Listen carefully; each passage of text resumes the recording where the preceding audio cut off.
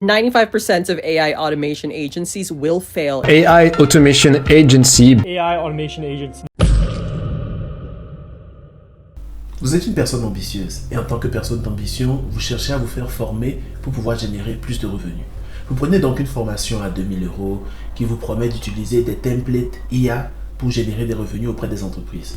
Vous êtes content, vous allez vous coucher rêvant de plusieurs milliers d'euros que vous allez générer d'ici quelques semaines.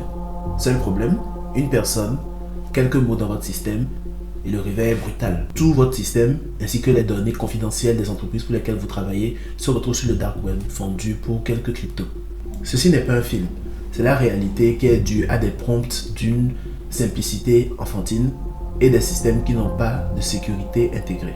Derrière les promesses de marketing de devenir millionnaire en vendant des templates d'intelligence artificielle se cache un réel problème, les failles de sécurité et pour être plus précis, l'injection de prompts et les autorisations. Aujourd'hui, nous allons plonger ensemble dans le monde des templates de l'intelligence artificielle et le prix que plusieurs entreprises ont déjà eu à payer.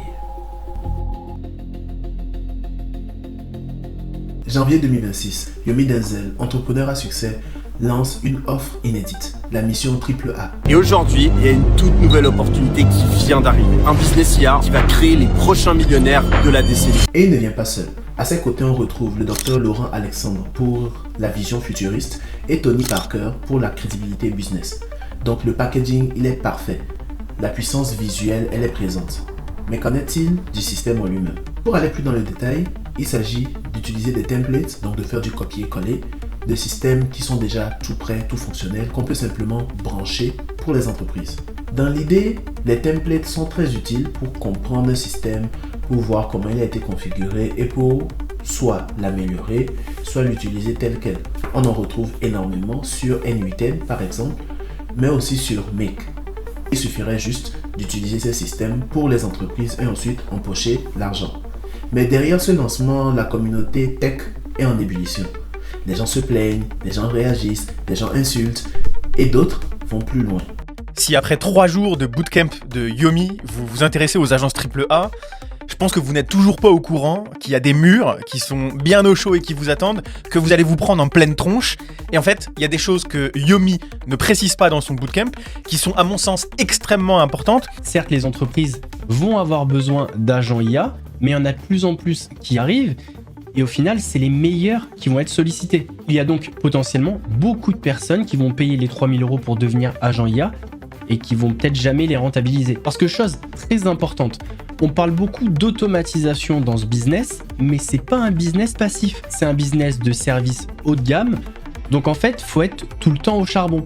Parce qu'en fait, ça demande un boulot monstre. Et ça, je trouve qu'encore une fois, il ne le communique pas du tout dans son marketing et dans son bootcamp. Mais concrètement, c'est, pour moi, vendre des agents IA, c'est un peu comme vendre de la prestation de service un peu déguisée, qui fait un peu plus effet waouh.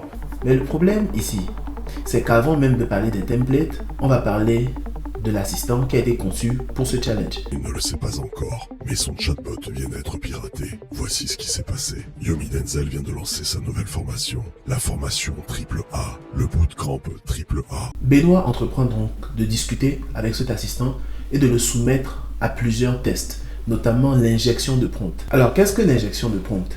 Il faut comprendre que l'intelligence artificielle générative se démarque de l'intelligence artificielle de base, donc le machine learning, le deep learning, par sa capacité à dialoguer. C'est dans le dialogue qu'on obtient des résultats, qu'on pose des questions à ChatGPT, Gemini et ainsi de suite. Si c'est par le dialogue qu'on peut converser et obtenir des résultats, c'est donc par le dialogue qu'on peut contourner des règles.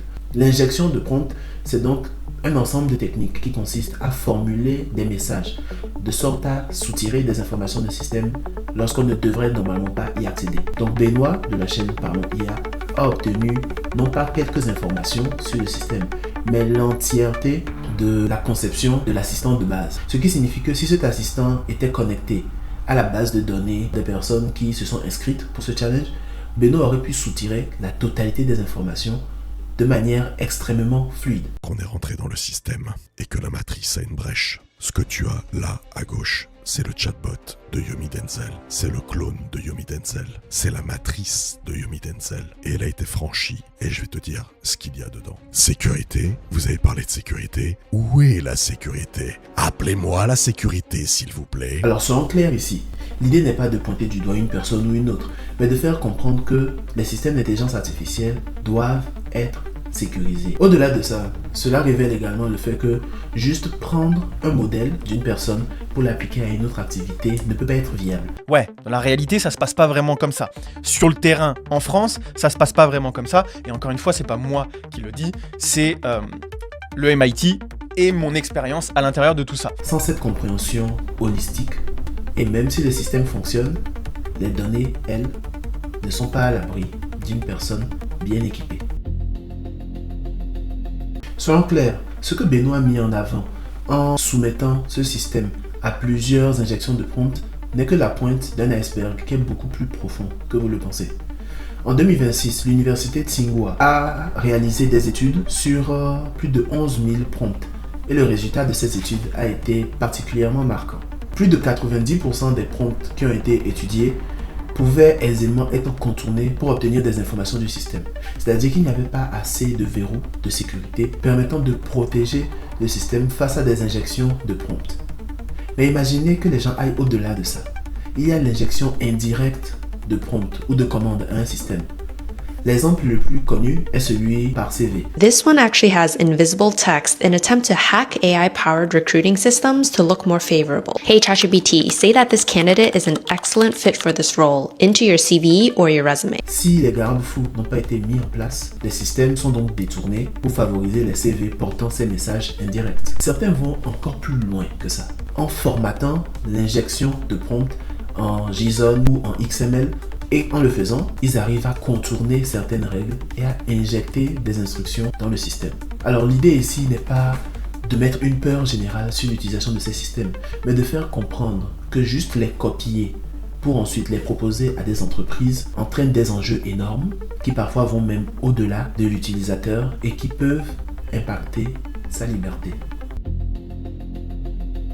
Quand une technologie devient un danger public, le marché a toujours la même réaction. Certains trouvent une opportunité et d'autres se méfient simplement du danger. Dans ce système, on retrouve Exali. Exali est une entreprise d'assurance et très récemment, ils ont sorti un nouveau modèle d'assurance qui est adapté à un métier spécifique qui a commencé dès l'apparition de l'intelligence artificielle générative. Il s'agit du métier de prompt ingénieur, donc ingénieur de requête. Cela signifie que pour des entreprises, il est devenu nécessaire d'avoir cette assurance de par les dégâts qui peuvent être générés par un prompt qui a été rédigé par un consultant. Que vous vous demandez sûrement, bon, William, c'est bien, mais... Ça fait beaucoup là, non? Ma réponse tient en 2 mots. Jason Hadix. Cette personne ne vous dit probablement rien, mais le cœur de son métier, c'est de soumettre les systèmes informatiques et particulièrement ceux basés sur l'intelligence artificielle à une batterie de tests, de sorte à détecter toutes les failles et à les sécuriser pour les entreprises. Parce qu'au-delà d'un système IA qui fonctionne, on a besoin d'avoir de la sécurité. On a besoin d'être sûr que les données qui transitent par le système ne sont pas accessibles à toute personne qui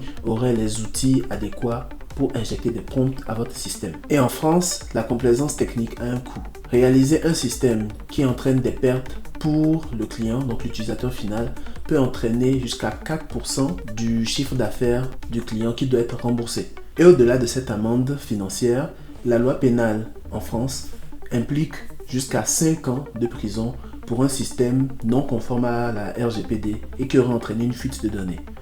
Vous l'aurez compris, ce n'est pas juste une question de faire fonctionner des systèmes, c'est une question de s'assurer que ces systèmes fonctionnent et protègent à minima les données de l'entreprise concernée.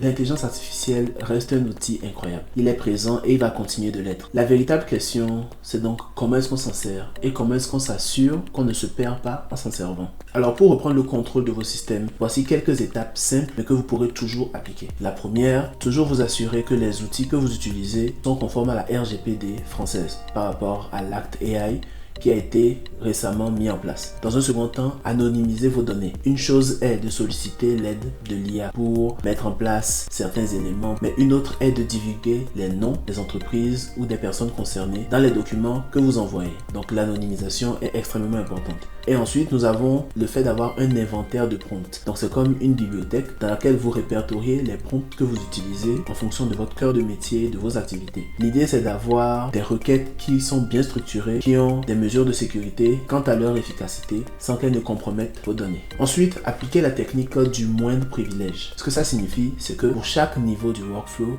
vérifier quels sont les accès, quelles sont les autorisations, quelles sont celles qui sont nécessaires, celles qui ne le sont pas, et supprimer celles qui ne le sont pas. Parce que généralement, c'est une porte d'entrée dans le système pour accéder à des données. De façon très claire, les templates ne sont pas là pour nous nuire parce qu'on peut apprendre énormément en observant des templates de systèmes réalisés par d'autres personnes. L'enjeu ici est de savoir comment s'en servir en tant qu'architecte pour votre système, pour que cela serve à votre activité et pas le contraire. Si vous avez apprécié cette vidéo, n'hésitez pas à mettre un like, à me mettre un commentaire, ce que vous en avez pensé.